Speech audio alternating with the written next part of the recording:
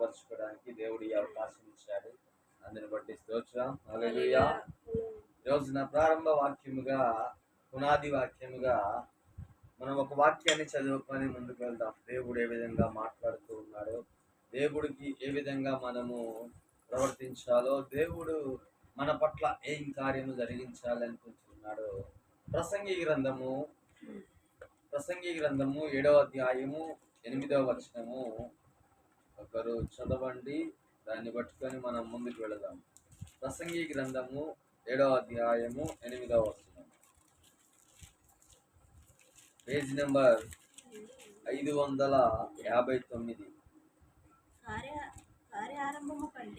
కార్య ఆరంభము కంటే కార్య అంతము మేలు. అహంకారము గలవాని కంటే శాంతము గలవాడు శ్రేష్ఠుడు.